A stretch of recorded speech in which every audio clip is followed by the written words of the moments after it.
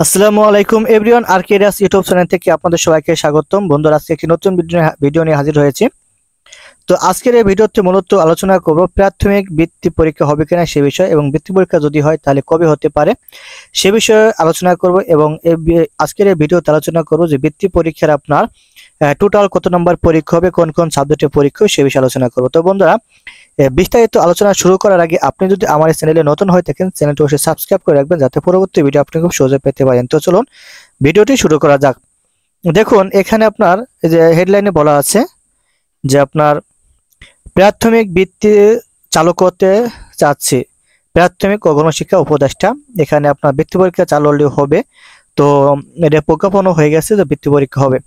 তো দেখুন এখানে কি বলছে যে প্রাথমিক ও গণশিক্ষা মন্ত্রণালয়ের উপদেষ্টা অধ্যাপক বিধান রঞ্জন রায় পোদ্দার বলেছেন, প্রাথমিক পরীক্ষা পদ্ধতি চালু হয়েছে, বৃত্তি চালু করতে যাচ্ছি।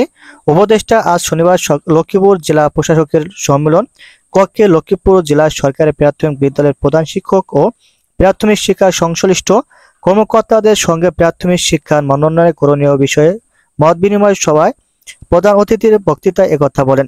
মন্ত্রণালয়ের সংবাদ বিজ্ঞপ্তিতে কথা জানানো হয়, একসময় বিদ্যালয়ের বাছাই পরীক্ষা শিক্ষার্থীদের নিয়ে এত বৃত্তি পরীক্ষা নিত আর কি। সেটি বাদ দিয়ে 2009 সালে প্রাথমিক শিক্ষা অধিদপ্তর অধীনে পঞ্চম শ্রেণীর শিক্ষার্থীদের জন্য শুরু হয় প্রাথমিক শিক্ষা সমাপনী পিএসসি পরীক্ষা। তাতে সব পরীক্ষার্থী বৃত্তি পাওয়ার প্রতিযোগিতায় অংশ নিতে পারত, যদিও পিএসসি পরীক্ষা নিয়েছিল সমালোচনা, কারণ এর ফলে কোচিং প্রাইভেটের প্রবণতা অনেকটা বেড়ে গিয়েছিল আর কি। এই পরীক্ষার নামে এক ধরনের অসুস্থ প্রতিযোগিতা শুরু হয়েছিল। করোনার সংক্রমণ পরিস্থিতি এবং এরপর শিক্ষাক্রমের রূপরেখা বিবেচনায় পিএসসি পরীক্ষা আর হয়নি, তখন বৃত্তিও বন্ধ হয়ে যায়।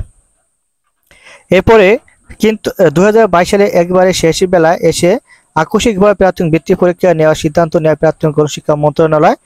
যদিও বিশেষজ্ঞরা সেই সিদ্ধান্ত পরবর্তী দাবি জানিয়েছিলেন, কিন্তু প্রাথমিক ও গণশিক্ষা মন্ত্রণালয় তৎকালীন প্রশাসন তাদের সিদ্ধান্তে অনড় থাকে। বৃত্তি পরীক্ষাও ওই বছর, কিন্তু এরপর ওই বৃত্তি পরীক্ষার ফল নিয়ে ব্যাপক ভুল ভ্রান্তির ঘটনা ঘটে। সংবাদ সম্মেলন করে বৃত্তি পরীক্ষার ফল ঘোষণার পর কারিগরি ত্রুটির কারণ দেখিয়ে ফল স্থগিত করতে হয়েছিল। পরে অবশ্যই সংশোধন করে ফল প্রকাশ করা হয়। এসব নিয়ে আলোচনা সমালোচনার মধ্যে 2023 সালের প্রাথমিক বৃত্তি পরীক্ষা নেওয়ার সিদ্ধান্ত নিয়েছিল গণপ্রাথমিক গণশিক্ষা মন্ত্রণালয়। যদিও শেষমেশ বৃত্তি পরীক্ষা থেকে সরে আসতে প্রাথমিক ও গণশিক্ষা মন্ত্রণালয় এখন আবার বৃত্তি চালু পরিকল্পনার কথা জানালেন প্রাথমিক ও গণশিক্ষা মন্ত্রণালয়ের উপদেষ্টা।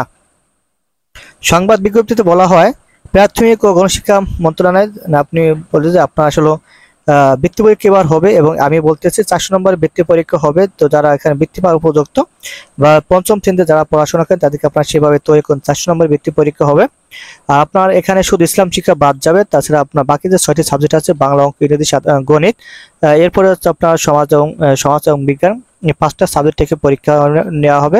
টোটাল হচ্ছে আপনার 400 নম্বর পরীক্ষা হবে। তো বন্ধুরা, আমি বলেছিলাম যে বৃত্তি পরীক্ষা হওয়ার সম্ভাবনা কবে আছে। তো মূলত বৃত্তি পরীক্ষার সম্ভাবনা রয়েছে আপনার ডিসেম্বর মাসের লাস্টের সপ্তাহে। আপনার ডিসেম্বর মাসের লাস্টের সপ্তাহ থেকে বৃত্তি পরীক্ষা হওয়ার সম্ভাবনা রয়েছে। তো বন্ধু, আজকের ভিডিও পর্যন্তই। সবাই ভালো থাকবেন, সুস্থ থাকবেন। আসসালামু আলাইকুম।